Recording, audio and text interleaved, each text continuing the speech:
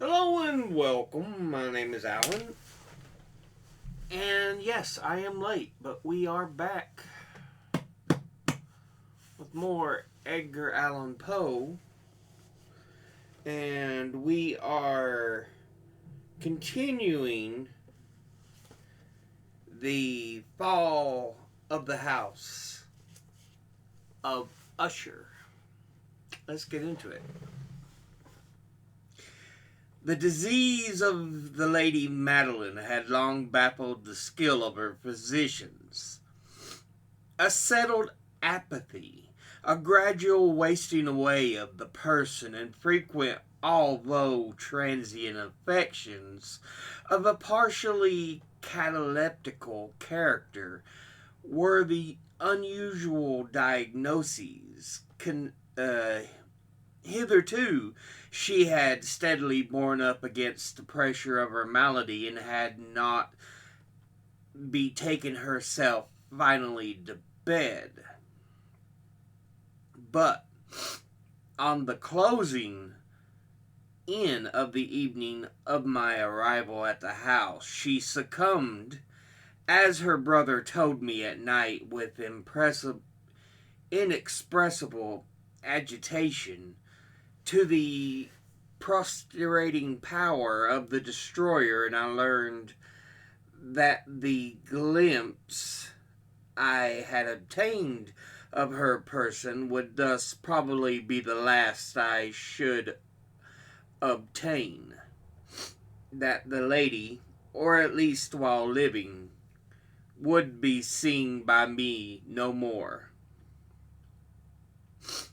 For several days ensuing, her name was unmentioned by either Usher or myself, and during this period I was busied in earnest endeavors to alleviate the melancholy of my friend. We painted and read together, or I listened as if in a dream to the wild improvisations of his speaking guitar. And thus, as a closer and still closer intimacy admitted me more unreservedly into the recesses of his spirit, and more bitterly did I perceive the futility of all attempt at cheering a mind from which darkness, as if an inherent positive quality, poured forth upon all objects of the moral and physical universe in one unceasing radiation of gloom. I shall ever bear about me a memory of the many solemn hours I thus spent alone with the master of the house of Usher, yet I should fail in any attempt to convey an idea of the exact character of the studies or of the occupations in which he involved me, or led me the way. An excited and highly distempered ideality threw a sulphurous luster over all. His long improvised dirges will ring forever in my ears.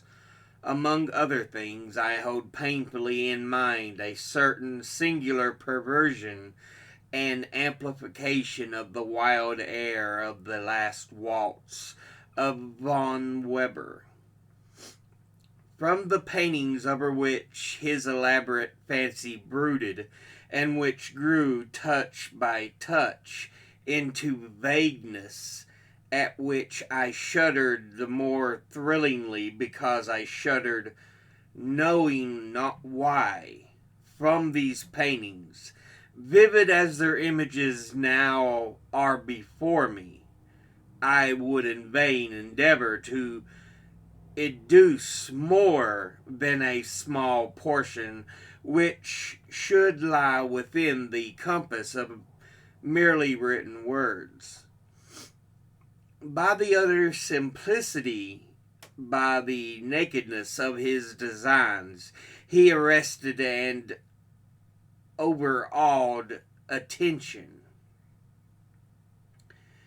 If ever moral, uh, if ever mortal painted an idea, that mortal was Roderick Usher. For me, at least, in the circumstances then surrounding me, there arose out of pure abstractions which the hypochondriac contrived to throw upon his canvas an intensity of intolerable awe, no shadow of which felt I ever yet in the contemplation of the certainly glowing yet too concrete reveries of Fuseli. One of the phantasmagoric conceptions of my friend, partaking not so rigidly of the spirit of abstraction, may be shadowed forth, although feebly, in words. A small picture presented the interior of an immensely long and rectangular vault or tunnel with low walls, smooth, white, and without interruption or device. Certain accessory points of the design served well to convey the idea that this excavation lay in an exceeding depth below the surface of the earth. No outlet was observed in any portion of its vast extent, and no torch or other artificial source of light was discernible. Yet a flood of intense rays rolled throughout and bathed the whole in a ghastly and inappropriate splendor. I have just spoken of that morbid condition of the auditory nerve which rendered all music intolerable to the sufferer, and with the exception of certain effects of stringed instruments, it was perhaps the narrow limits to which he thus confined himself upon the guitar which gave birth in great measure to the fantastic character of his performances. But the fervid facility of his impromptus could not be so accounted for. They must have been, and were, in the notes as well as in the words of his wild fantasias, for he not unfrequently accompanied himself with rhymed verbal improvisations. The result of that intense mental collectedness and concentration to which I have previously alluded as observable only in the particular moments of the highest artificial excitement. The words of one of these rhapsodies I have easily remembered. I was, perhaps, the more forcibly impressed with it as he gave it, because in the under of the mystic current of its meaning I fancied that I perceived, and for the first time, a full consciousness of the part of Usher, of the tottering of his lofty reason upon her throne. The verses, which were entitled The Haunted Palace, ran very nearly, if not accurately, thus. 1. In the greenest of our valleys, by good angels tenanted, once a fair and stately palace, radiant palace reared its head. In the monarch thought dominion, it stood there. Never seraph spread a pinion over fabric half so fair. 2. Banners yellow, glorious, golden, on its roof did float and flow. All this was in the olden time long ago, and every gentle air that dallied in that sweet day along the ramparts, plumed and pallid, a winged odor went away. 3. Wanderers in that happy valley through 2 luminous windows saw spirits moving musically to a lute's well-tuned law. Round about a throne where sitting Porphyrogene in state his glory well befitting, the ruler of the realm was seen. 4. And all with pearl and ruby glowing was the fair palace door, though with which came flowing, and sparkling evermore a troop of echoes whose sweet duty was but to sing in voices of surpassing beauty the wit and wisdom of their king. 5. That evil sings in rows of sorrow assailed the monarch's high estate. Ah, let us mourn, for never sorrow shall dawn upon him desolate. And round about his home the glory that blushed and bloomed is but a dim remembered story of the old time entombed. 6.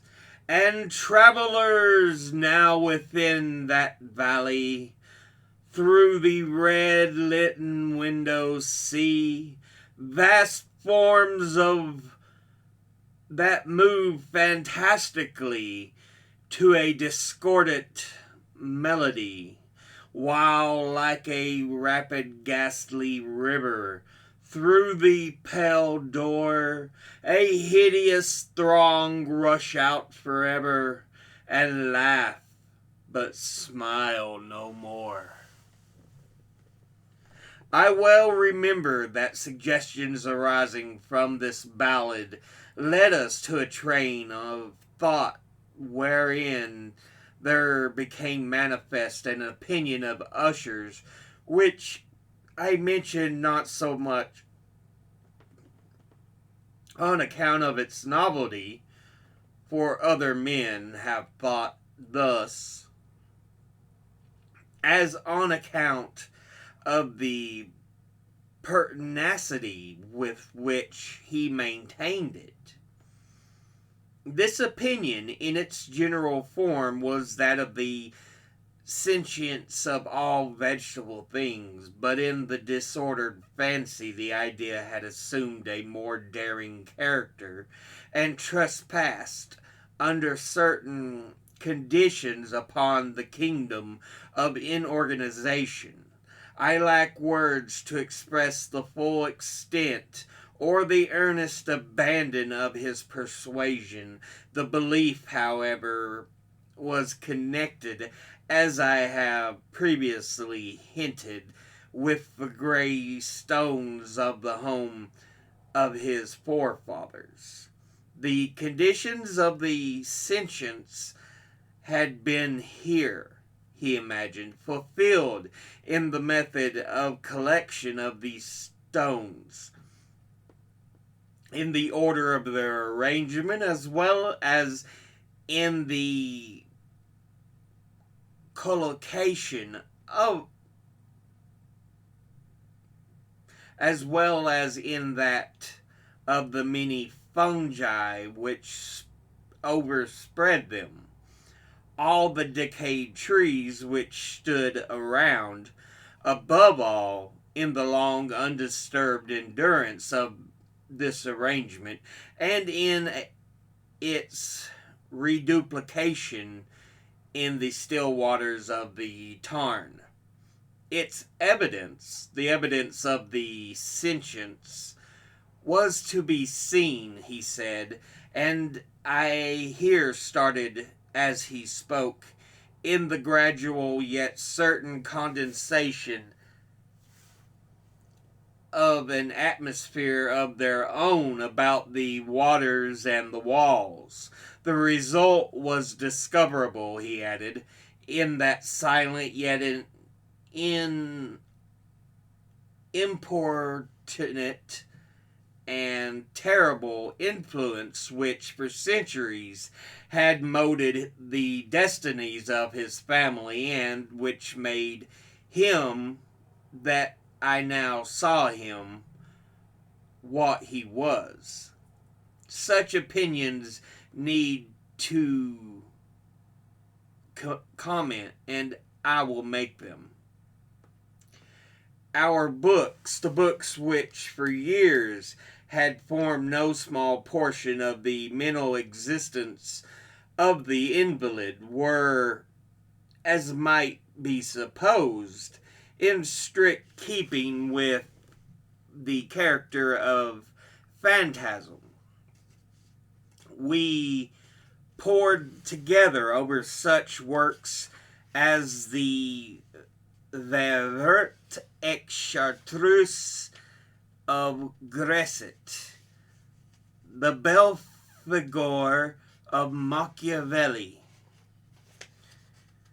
the Heaven and Hell of Swedenborg, the Subterranean Voyage of Nicholas Klim by Hoberg, the Chiromancy of Robert Flood, of Jean de Indaguine, and of De la Chambre, the Journey into the Blue Distance of Tieck, and the City of the Sun of Campanella.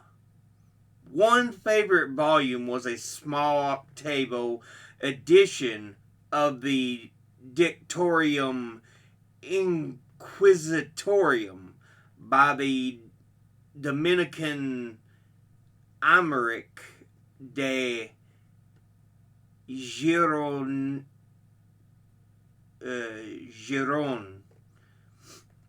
and there were passages in Pomponius Mela about the old African satyrs and Segipans, over which Usher would sit dreaming for hours. His chief delight, however, was found with the perusal of an exceedingly rare and curious book in quarto Gothic, the Manual of a Forgotten Church, the Vigiliae Mortuorum Secundum Quorum Ecclesiae Maguntinae. I could not help thinking of the wild ritual of this work, and of its probable influence upon the hypochondriac, when one evening, having informed me abruptly that the Lady Madeline was no more, he stated his intention of preserving her corpse for a fortnight previously to its final interment in one of the numerous vaults within the main walls of the building. The worldly reason, however, assigned for this singular proceeding was one which I did not feel at liberty to dispute. The brother had been led to his resolution, so he told me, by consideration of the unusual character of the malady of the deceased, of certain obtrusive and eager inquiries on the part of her medical men, and of the remote and exposed situation of the burial ground of the family. I will not deny that when I called to mind the sinister countenance of the person whom I met upon the staircase on the day of my arrival at the house, I had no desire to oppose what I regarded as at best but a harmless and by no means an unnatural precaution. At the request of Usher, I personally aided him in the arrangements for the temporary entombment, the body having been encoffined as two alone bore it to its rest.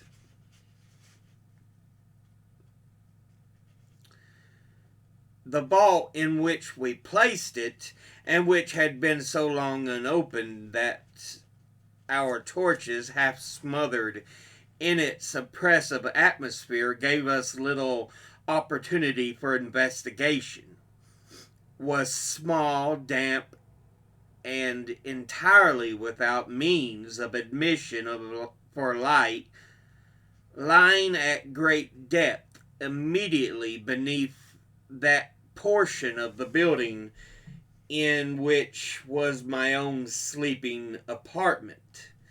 It had been used, apparently, in remote feudal times for the worst purposes of a donjon keep, and in later days as a place for deposit for powder or some other highly combustible substance, as a portion of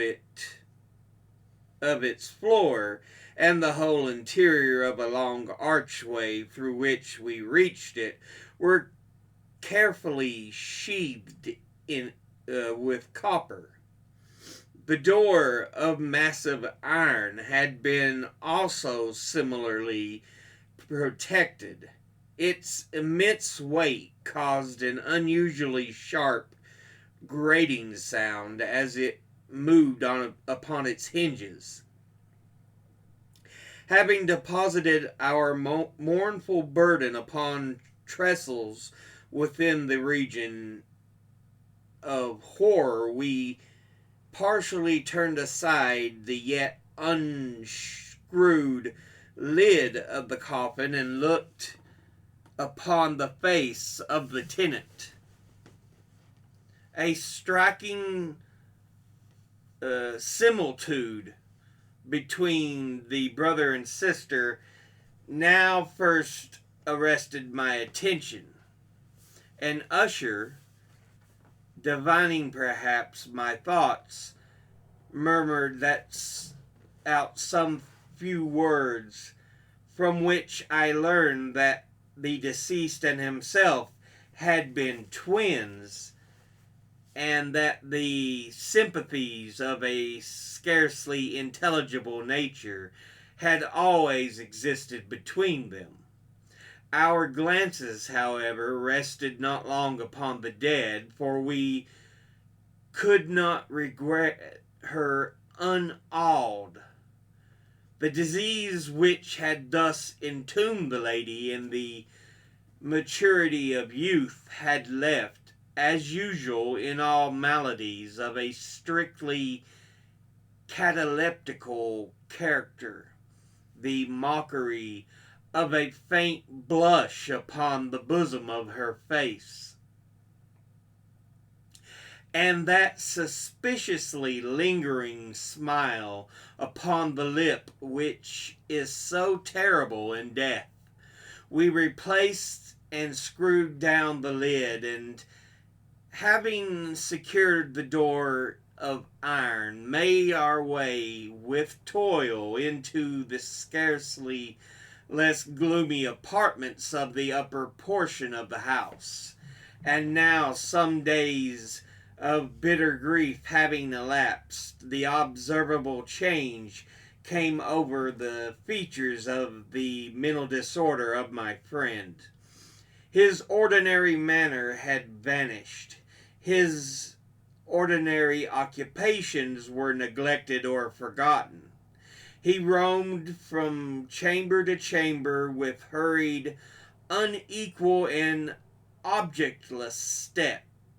The pallor of his countenance had assumed, if possible, a more ghastly hue, but the luminousness of his eye had utterly gone out.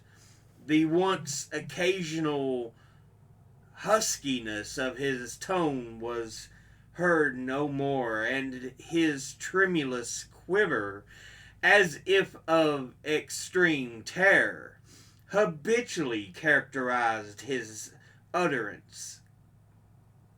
There were times, indeed, when I thought his unceasingly agitated mind was laboring with some oppressive secret to divulge which he struggled for the necessary courage.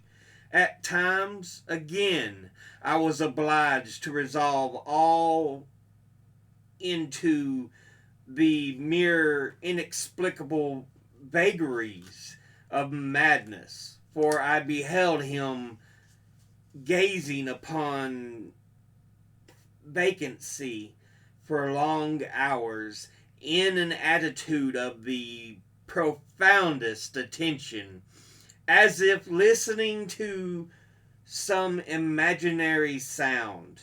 It was no wonder that his condition terrified, that if infected me. I felt creeping upon me by slow yet certain degrees the wild influences of his own fantastic yet impressive superstitions.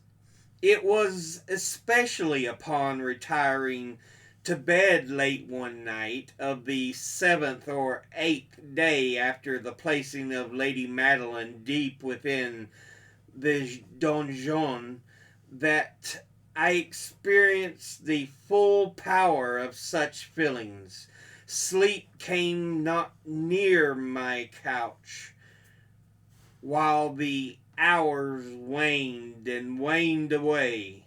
I struggled to reason off the nervousness which had dominion over me. I endeavored to believe that much, if not all, of what I felt was due to the bewildering influence of the gloomy furniture of the room, of the dark and tattered draperies, which, tortured into motion by the breath of a rising tempest, swayed fitfully to and fro upon the walls and rustled uneasily about the decorations of the bed. But my efforts were fruitless. An irrepressible tremor gradually pervaded my frame, and at length there sat upon my very heart an incubus of utterly causeless alarm. Shaking this off with a gasp and a struggle, I uplifted myself upon the pillows and, peering earnestly within the intense darkness of the chamber, hearkened. I know not why, except that an instinctive spirit prompted me to certain low and indefinite sounds which came through the pauses of the storm. A at long intervals, I knew not whence, overpowered by an intense sentiment of horror, unaccountable yet unendurable, I threw on my clothes with haste, for I felt that I should sleep no more during the night, and endeavored to arouse myself from the pitiable condition into which I had fallen by pacing rapidly to and fro through the apartment. I had taken but few turns in this manner when a light step on an adjoining staircase arrested my attention. I presently recognized it as that of Usher. In an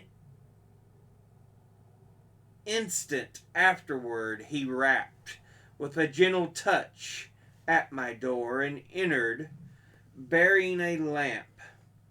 His countenance was, as usual, cadaverously wan, but, moreover, there was a species of mad hilarity in his eyes, and evidently restrained hysteria in his whole demeanor. His air appalled me, but anything was preferable to the solitude which I had so long endured, and I even welcomed his presence as a relief. "And you have not seen it," he said abruptly, after having stared about him for some moments in silence. "You have not seen it? But stay, you shall." Thus speaking, and having carefully shaded his lamp, he hurried to one of the casements and threw it freely open to the storm. The impetuous fury of the entering gust nearly lifted us from our feet. It was indeed a tempestuous yet sternly beautiful night, and one wildly singular in its terror and its beauty.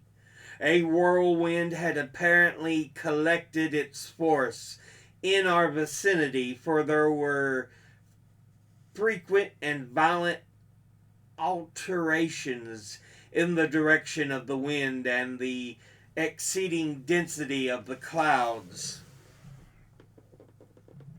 which hung so low as to press upon the turrets of the house, did not prevent our perceiving the lifelike velocity with which they flew careering from all points against each other,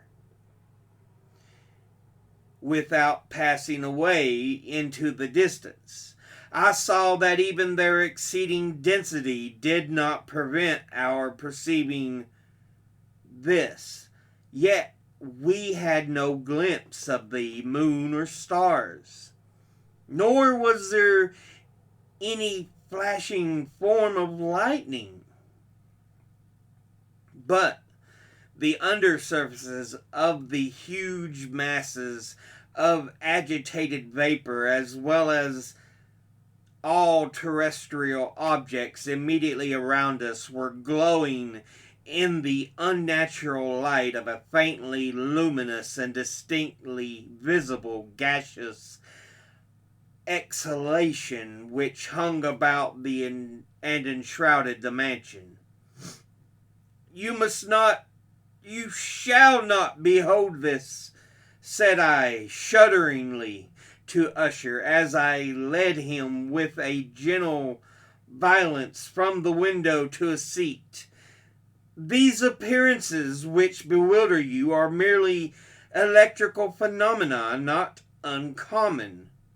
Or it may be that they leave their ghastly origin in the rank miasma of the tarn. Let us close this casement. The air is chilling and dangerous to your frame. Here is one of your favorite romances. I will read and you shall listen, and so we will pass away this terrible night together. The antique volume which I had taken up, the Mad Tryst of Sir Lancelot Canning, but I had called it a favorite of Usher's more in sad jest than in earnest. For in truth, there is little in its uncouth and unimaginative prolixity which could have had interest for the lofty and spiritual ideality of my friend. It was, however, the only book immediately at hand, and I indulged a vague hope that the excitement which now agitated the hypochondriac might find relief, for the history of mental disorder is full of similar anomalies, even in the extremities of the folly which I should read. Could I have judged, indeed, by the wild, overstrained air of vivacity with which he hearkened, or apparently hearkened to the words of the tale, I might well have congratulated myself upon the success of my design. I had arrived at that well-known portion of the story where Ethelred, the hero of the tryst, having sought in vain for peaceable admission into the dwelling of the hermit, proceeds to make good an entrance by force. Here, it will be remembered, the words of the narrative run thus.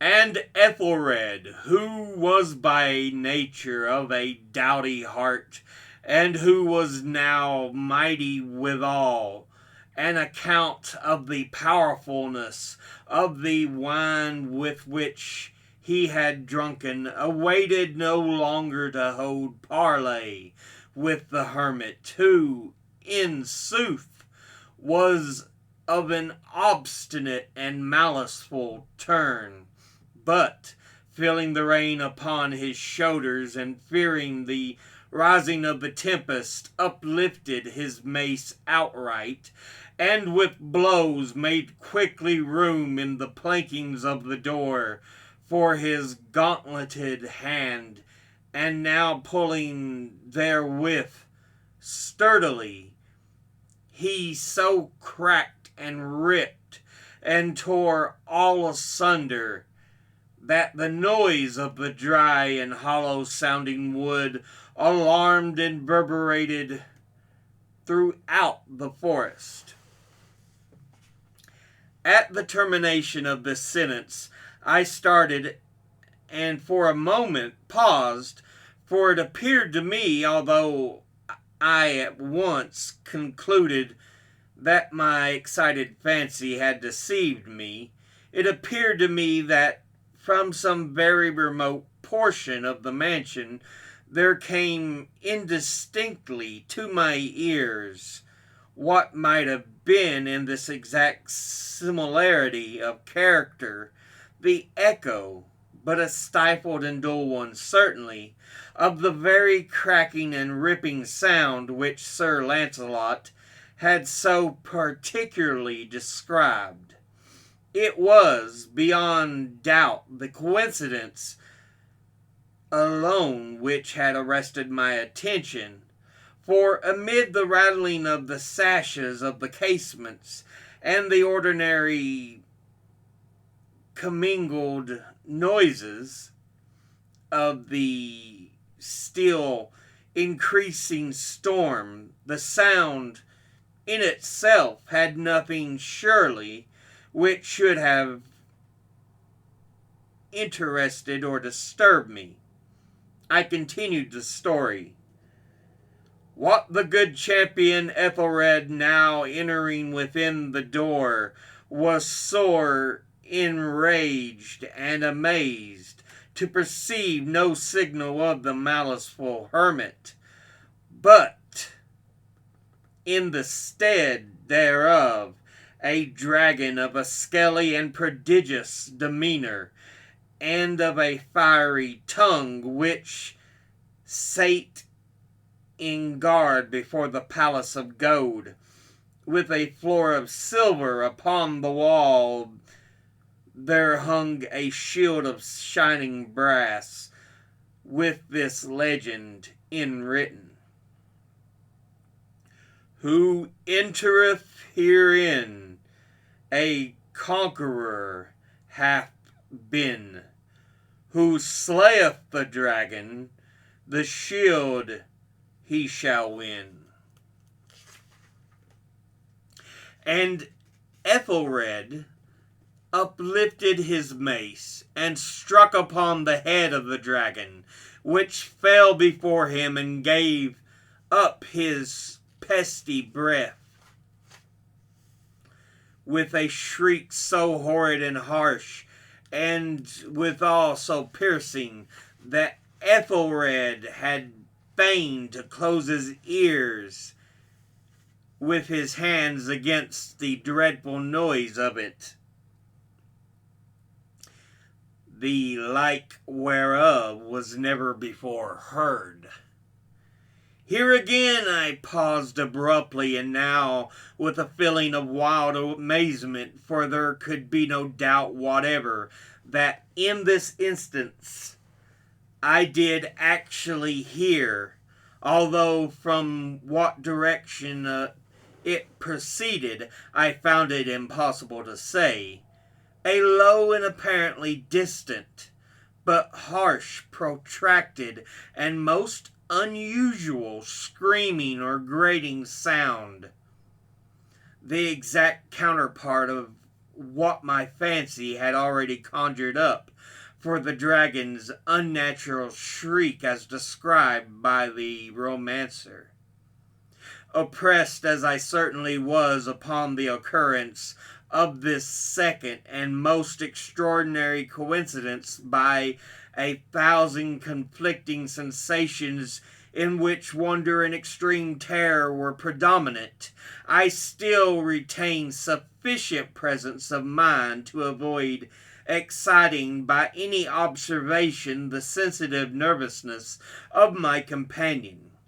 I was by no means certain that he had noticed the sounds in question, although assuredly a strange alteration had, during the last few minutes, taken place in his demeanor. From a position fronting my own, he had gradually brought round his chair so as to sit with his face to the door of the chamber, and thus I could but partially perceive his fears. His features, although I saw his lips trembled, as if he were murmuring inaudibly. His head had dropped upon his breast, yet I knew that he was not asleep from the wide and rigid opening of the eye as I caught a glance of it in profile. The motion of his body, too, was at variance with this idea, for he rocked from side to side with a gentle yet constant and uniform sway.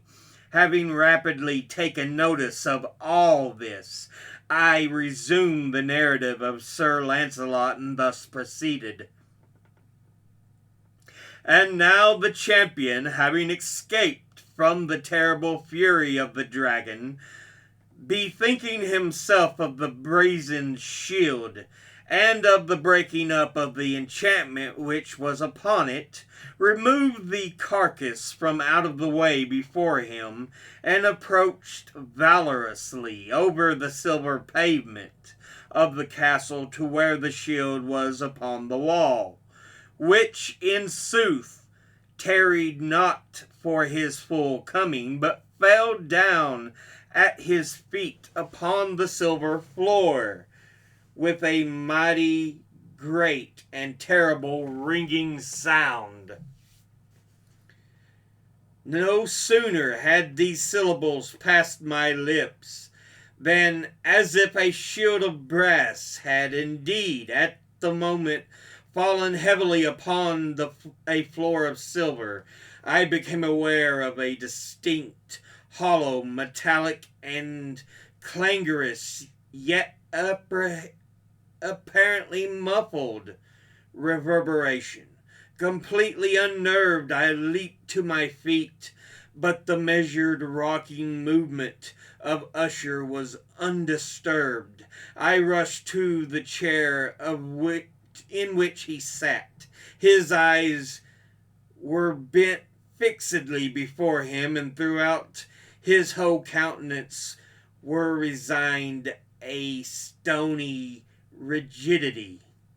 But as I placed my hand upon his shoulder, there came a strong shudder over his whole person. A sickly smile quivered about his lips, and I saw that he spoke in a low, hurried, and gibbering murmur, as if unconscious of my presence.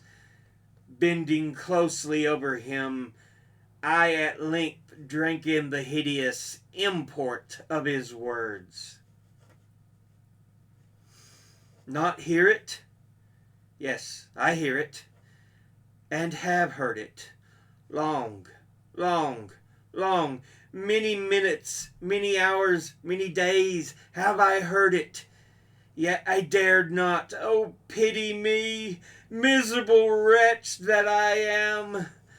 I dared not speak. We have put her living in the tomb. Said I not that my senses were acute? I now tell you that I heard her first feeble movements in the hollow coffin. I heard them many, many days ago. Yet I dared not speak. And now, tonight, Ethelred,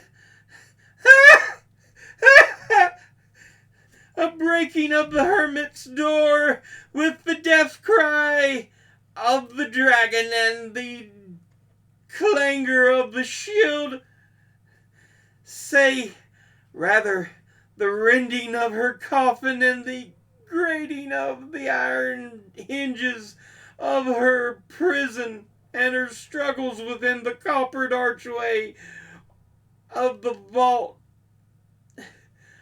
Oh, whither shall I fly? Will she not be here anon? Is she not hurrying to upbraid me for my haste? Have I not heard her footstep on the stair? Do I not distinguish that heavy and horrible beating of her heart? Madman, here! He sprang furiously to his feet and shrieked out his syllables as if in the effort he were giving up his soul. Madman, I tell you that she now stands without the door. As if in the superhuman energy of the utterance there had been found the potency of a spell, the huge antique panels to which the speaker pointed threw slowly back upon the instant their ponderous and ebony jaws. It was the work of the rushing gust, but then without those doors there did stand the lofty and enshrouded figure of the Lady Madeline of Usher. There was blood upon her white robes, and the evidence of some bitter struggle upon every portion of her emaciated frame. For a moment she remained trembling and reeling to and fro upon the threshold, then, with a low moaning cry, fell heavily inward upon the person of her brother, and in her violent and now final death agonies bore him to the floor, a corpse and a victim to the terrors he had anticipated. From that chamber and from that mansion I fled aghast. The storm was still abroad in all its wrath, and I found myself crossing the old causeway. Suddenly there shot along the path a wild light, and I turned to see whence a gleam so unusual could have issued. For the vast house and the shadows were alone behind me. The radiance was that of the full setting, the blood-red moon which now shone vividly through that once barely discernible fissure of which I have before spoken, as extending from the roof of the building in a zigzag direction to the base. While I gazed, this fissure rapidly widened. There came a fierce breath of the whirlwind. The entire orb of the satellite burst at once upon my sight. My brain reeled as I saw the mighty walls rushing asunder. There were long, tumultuous shouting sound like the voice of 1,000 waters, and the deep and dank tarn at my feet closed sullenly and silently over the fragment of the house of Usher. So yeah, that took a while to finish up, but I enjoyed the ending. He had hastily buried his own sister, and he was hearing her move and fight against the coffin, and then the tomb door, making her way through the house. He had heard it all. And you have to remember, one of the fears at this time in history was being buried alive. So it's written around something that did happen. Because, medicine wasn't as advanced as it is now. Although it's still got room to advance. But at that time in history, people were buried alive. There were cases of people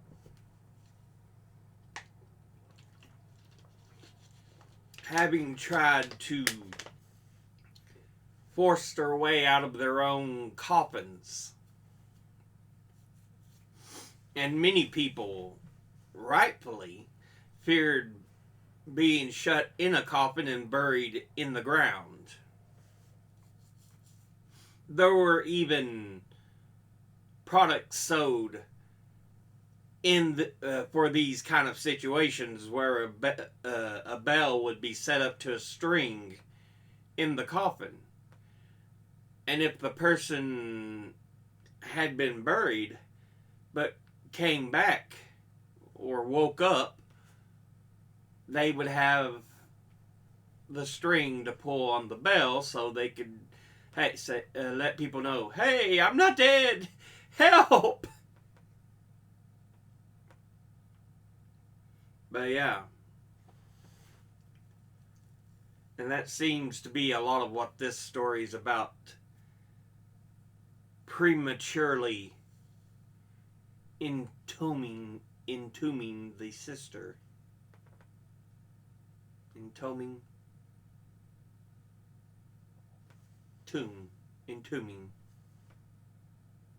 Whatever. Prematurely burying.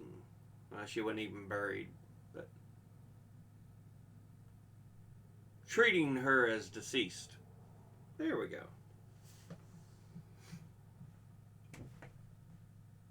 Thank goodness they didn't believe in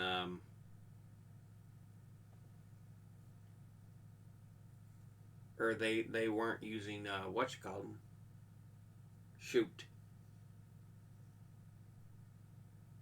burning the bodies.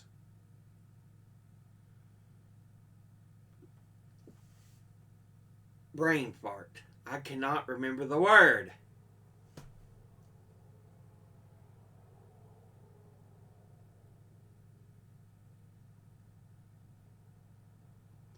People have their loved ones burned after they die so they could carry them in memorial in an urn. And then even do with the ashes as the loved one requested in life. What is that called? Anyway, hopefully y'all know what I'm trying to say.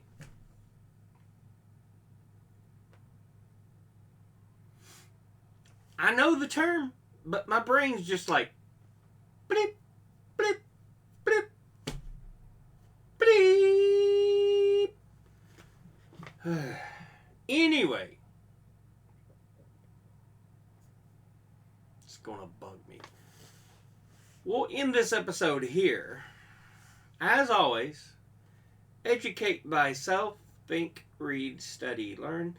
Someone tells you something you have trouble believing, ask them to cite their sources. Thank you all for sticking around, if you have, for this long episode. I'll see you all in the next one. Until then, later.